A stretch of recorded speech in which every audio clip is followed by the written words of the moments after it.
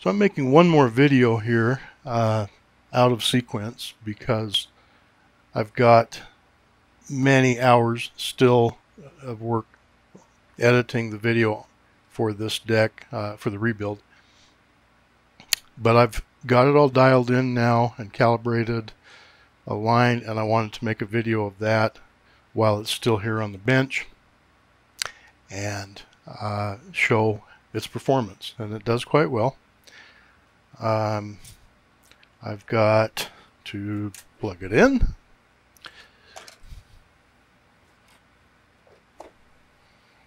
All right. And this little sheet here is just so that when I do that, I don't scratch it up because I've polished this out. So that's just a little protector sheet. I know it doesn't look good, but I don't want to scratch this up now. So I think the first thing I'll do is the wow and flutter test and speed. Got my trusty good old RCA tape here. I will just make sure that I'm also doing it a little bit differently this time. I'm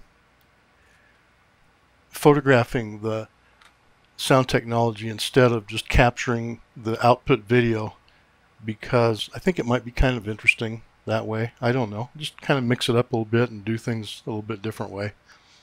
So I'm using the sound technology 1500A and just showing a little bit more about that. All right, so start it up. Start the inputs. Orient myself.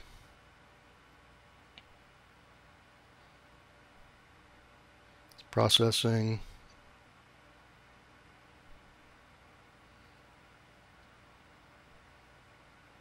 Okay, I like that.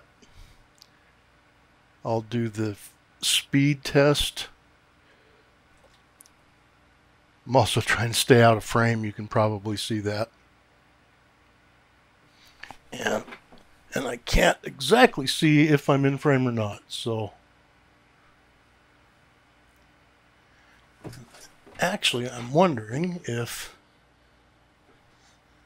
yeah, I don't think I've got this. Yeah, I don't think I'm actually showing that the way I'm supposed to. Let me reposition things here. All right, stand by. All right, let's try that. I think I'm okay on the other one. All right, so I've got, I'm doing a 40-second test here. I'm at plus 0.3 to plus 0.7%. It's doing a, oh, and it just hit a dropout. But go back, you'll see that it was processing that at the speed over this time frame. And it can chart this for quite a while and shows the speed stability. And I'm happy with that.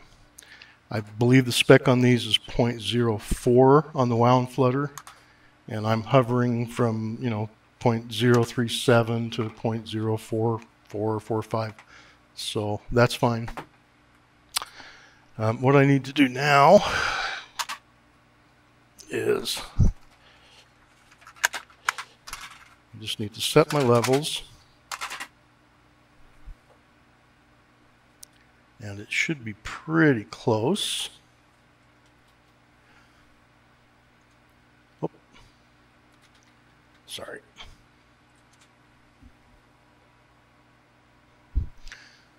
That's 775.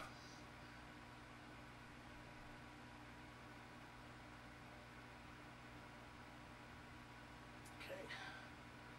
Basically 0 dB. All right.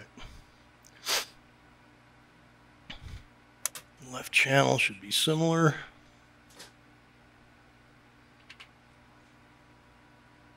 Very good. All right. Do right and left channels. Very good. Reset the tape counter. All right, I'm going to be doing the frequency response test at minus 20 dB. And what I'm going to do is set my low limit at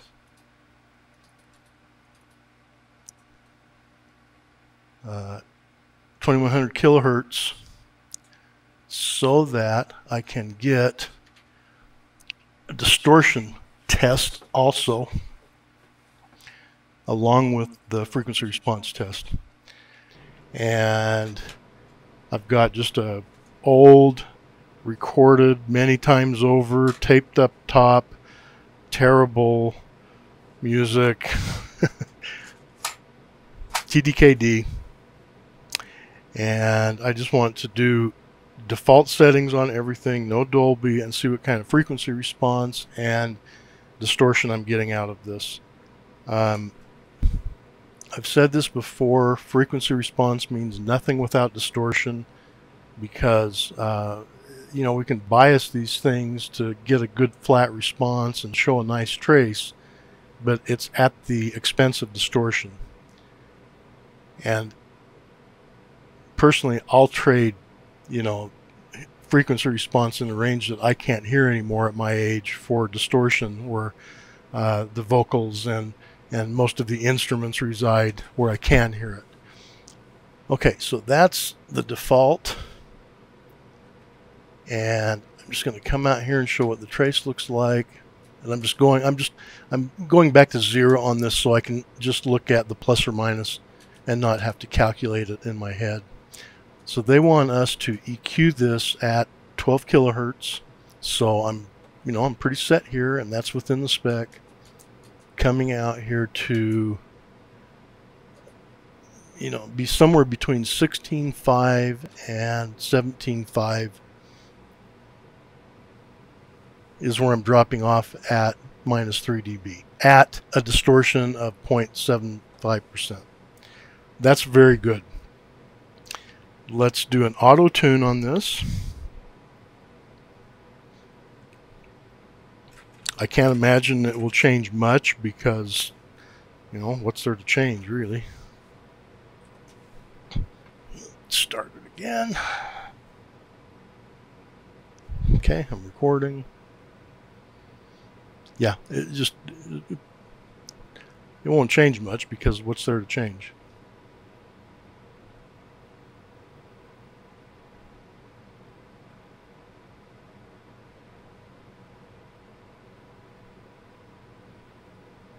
Okay, so that is auto-tuned on a very old tape that's been used and abused and been sitting in cars and in heat and cold and everything you can imagine.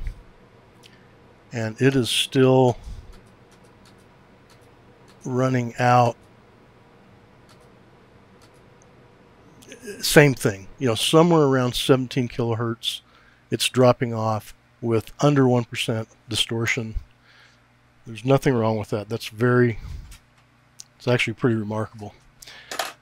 Okay, now I have a new or newly opened TDKD that I use for biasing and try to run off unused portions of that tape.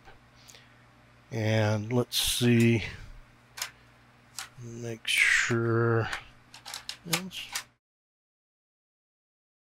Okay, so I'll take it off of the auto tune, run the same test.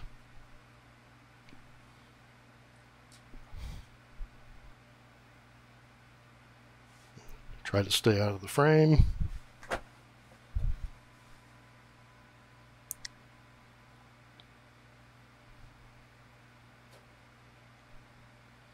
We've got a little bit lower distortion. That's not surprising. Okay, that's pretty equal, left to right, I think. Left channel looks a little bit off. Level's good.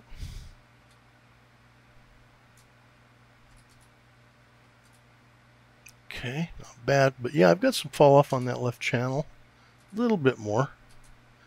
Alright, let's see if the auto tune can cope with that or not. It should be able to.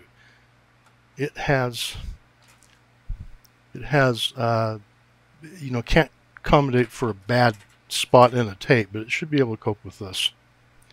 Alright, let's try it again.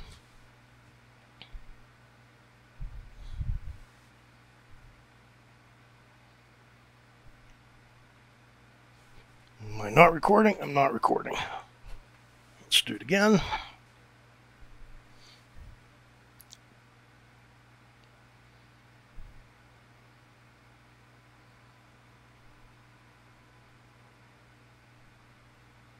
Okay, about the same there. Right, about the same there. Maybe not quite as good on that left channel. Just do it right there is fine. 12. Good. Yeah, I got a little bit more fall off actually on the left channel.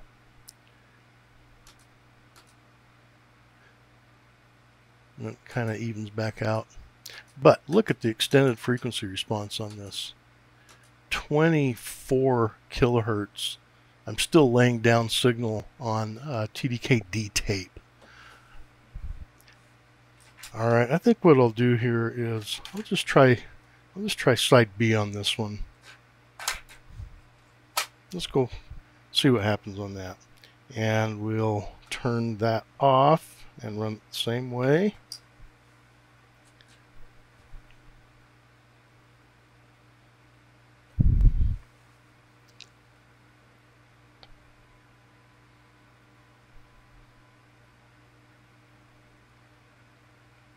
Okay, that was about like that other one. That actually looks a little bit more uniform. Alright, let's go ahead and auto-tune it while we look at this. Oops! That wasn't what I wanted to do. I'm going to do that.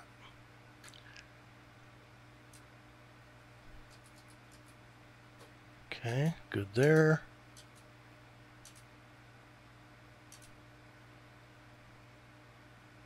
Okay, well, so again, right around 17 kilohertz. You know, right in through there, and then maintain the extended frequency response. All right, so now we'll run it with the auto tune.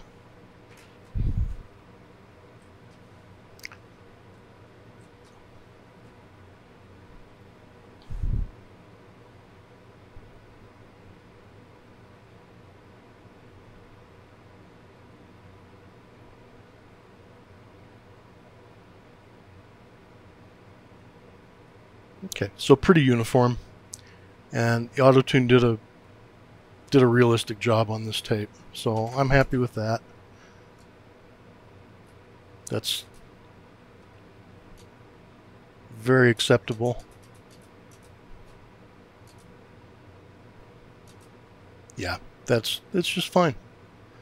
That's fine. And if anybody was paying attention, this is the deck that I had questions about. The one channel, I can't remember now, I'll have to go back and look at my notes, but I actually purchased a backup deck that I believed had similar heads in case I needed to use the heads from that deck. When I got into these and started polishing them, looking at them closely, I really thought they were okay, so I went ahead with the normal procedure, and this is demonstrating that I was actually okay with those heads. Okay, so let's try the TDK TDK SA, and remember to take the auto tune off, go back to default circuitry. I should gain about 1,000 kilohertz on this tape.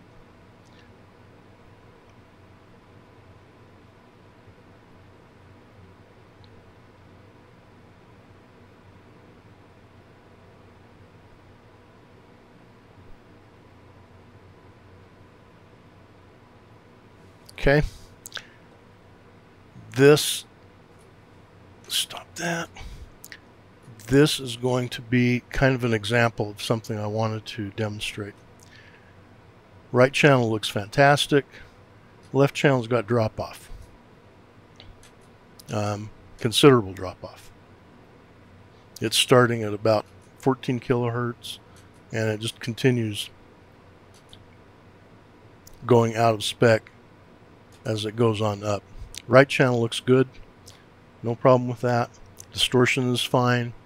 A little bit higher on the left channel. This tape is has a known issue with the left channel on side B. When I flip it around, I put it on side A and do exactly the same thing, it straightens up. And this is a good example of, this is a good example of how sometimes our equipment can fool us. We think there's something wrong, something went bad, we blew a capacitor, this or that, and it's really the tape. You can see there's nothing wrong with that side on this tape at all. That's got you know, every bit of frequency response I would expect. It's a little bit on the bright side, but if you look at the manual on this, they kind of want you to set it up a little bit bright. But okay, this is really nice all the way out. But if we auto tune it, the auto tune should bring that flatter. All right. And that's exactly the way these decks were designed. They don't have adjustments and controls for individual tape types. They rely on electronics to do that. And so when they're set up correctly, the auto tuning, which should be used, can cope with most situations. It won't cope with that bad channel or that bad track on the tape. All right. You know, I'm 0.2 dB off of 20. So it set the levels perfectly. There's my, let's see, we're at +4 on the left channel. There's my EQ at 12. Okay, 18, 20. I'm still within 3 dB at 20 kilohertz and under 1% distortion. This tape's fine. And even left channel, I'm getting out to 21 kilohertz on it. And extended left channel out to 25. Okay? And again, the important part here is the distortion. It's doing this at a low distortion level. Let's do a TDK blue. I have a love-hate relationship with these. They sometimes can give problems. They're a little bright sounding to me a lot of times, and they always have been ever since I've been buying them, but I have quite a few of them, and so I'm kind of, you know, it's a challenge to make them work correctly for me, and I'm just going to show it here. All right, take the auto tuning off, back to reference. Let's just make a recording. Okay.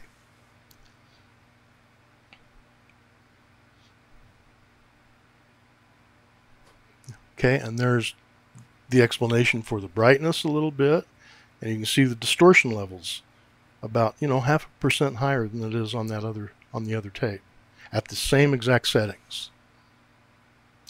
The sensitivity is good. You know, I'm perfect. I'm at 20 dB, minus 20 dB. Sensitivity is great. But I do have this bump here that is too much. Now I've also got frequency response out to 27. I mean, I've got signal laid down out to 27 kilohertz, which is pretty impressive. But the tape is problematic in the high end sometimes. Let's auto tune it and see if it can cope with it.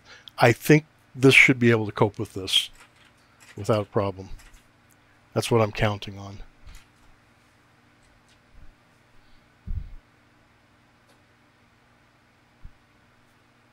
Okay, I can already see that's taking it right down to where it should be. Higher distortion, that's the formulation.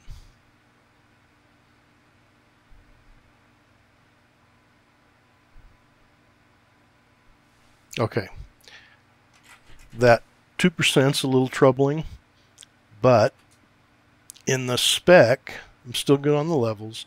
On the spec, it doesn't really give us a spec on this that I could find in the service manual. All it's showing is 3%.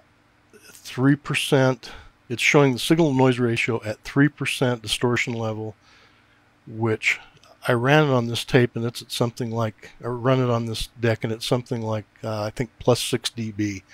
That doesn't tell me much. That doesn't give me a number to work for.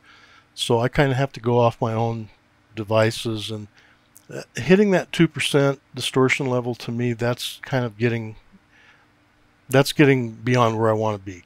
I see a lot of decks that have that as the spec and it's okay, but to me, I like 1 to 2%.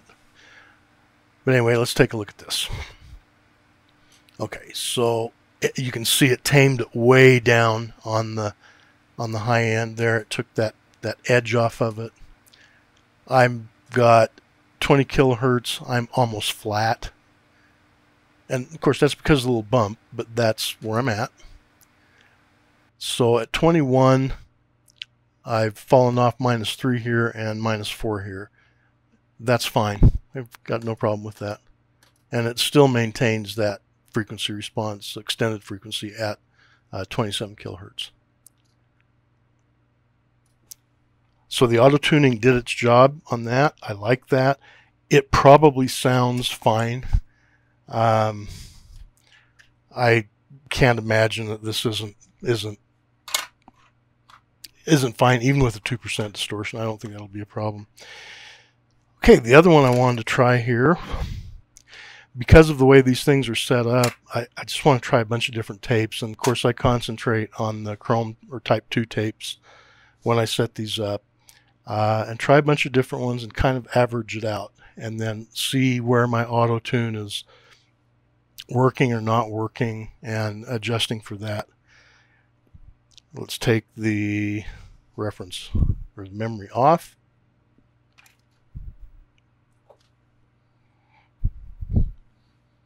I don't think I've actually tried this Maxell tape on this deck yet. I've had good luck with Maxells on Denons, and so I'm hopeful.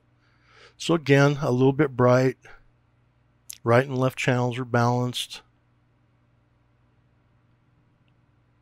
Okay, again, a little higher on that outside track.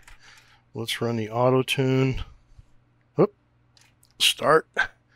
And let's just see where we're at here. 12. Okay, yeah, it's a little high. It's a little high on 12 kilohertz, and we're outside of the +3 envelope. And still, 27 kilohertz on the extension. And at 20, okay, it should tame this down. Try it again.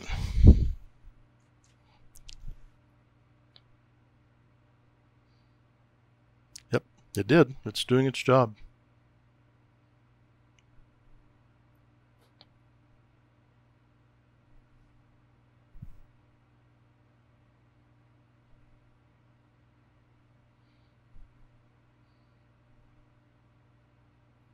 I don't know how much better that could be, really. I'm almost going to call this the right tape for this deck.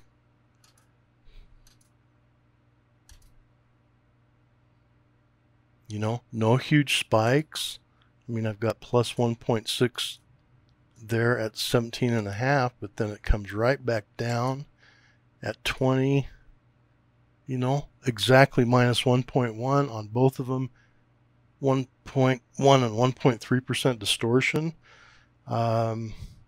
Yeah, I think this deck is a max L deck. Okay, well, my one camera stopped, the one that was pointed at the deck, but the other one continued. So that's what you had there, was what was going on with the max L tape. And my conclusion was I really like that. I think that would probably make a terrific combination for this deck. I'll still do the metal tape also. And I will have a Sony XR. I know this is getting long. I hope it's not too boring. I think some people probably enjoyed this, but not everyone. Okay, metal tape, Sony XR on default calibration. Okay, a little bright, but impressive.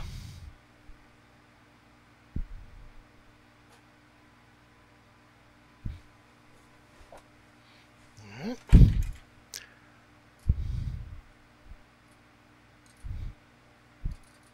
Very good there.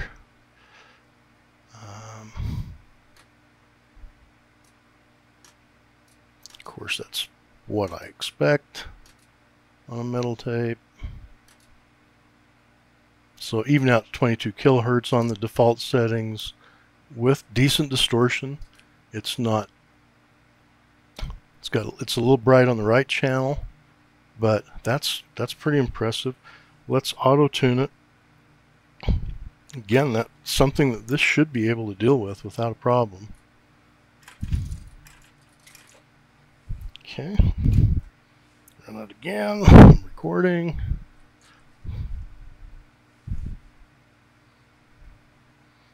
And it did. It dealt with the right channel perfectly. You know, 0.5% distortion. What's wrong with that?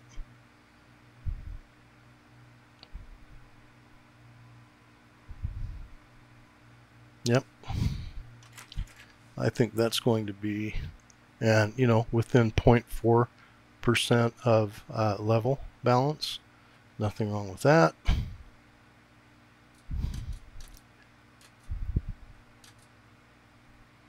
Let's go through here so you can follow with me and see.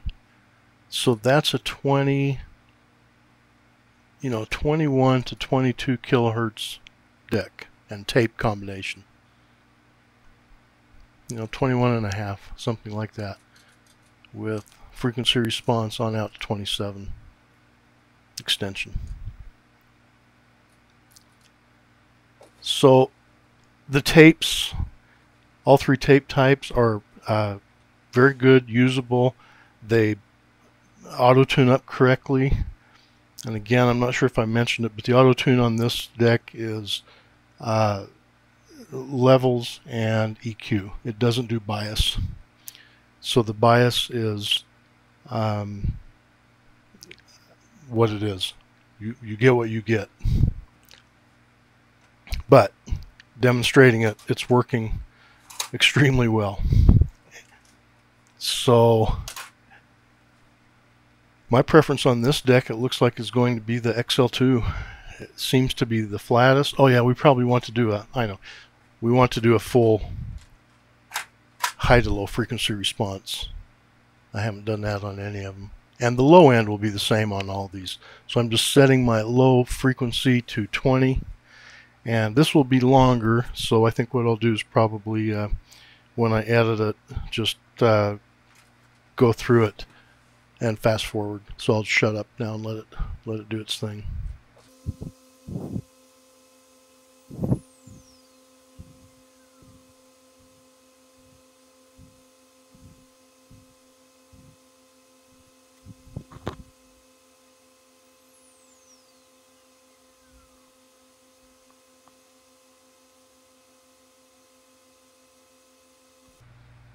Okay, so for anyone playing along,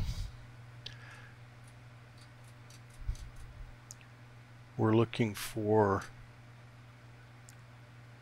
again, I'm just going to set my 0 at 1,000 here, just to give a datum.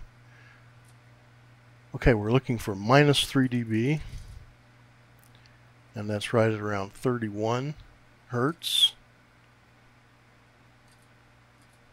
So this will be, yeah, 31 to almost 21 kilohertz is the frequency response on the Maxell tape with the auto tuning running on this deck, and that's excellent. Couldn't be more pleased with that. All right, the thing I'd like to do, in fact, let's just leave this one in here, because let's test our Dolby and our noise floor using the same tape. So I think what I'll do is, we already have everything else set. Let's try, let's set the memory counter, reset in case we need to play that back. And let's see how our noise floor is doing. And again, keeping in mind, I have all kinds of lights on in here. I have computers, all kinds of you know, switching transformers, noisy things like that. So whatever I see here could probably be better. Okay, so around 57, 56, 57, minus 57, with Dolby B off, with Dolby B on. We're seeing 65, 64. That's good. I believe that should be pretty close to spec. And with Dolby C,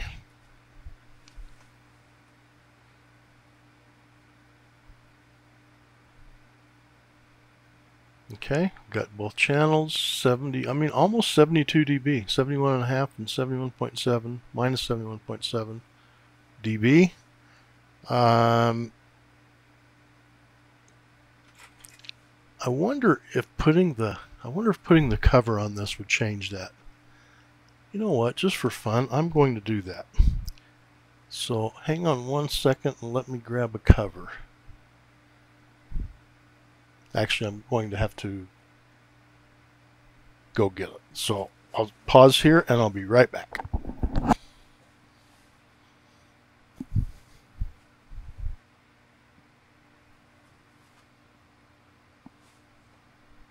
Okay, I'm recording. I stuck the cover on it. I just want to do this again. This is strictly a curiosity thing for me.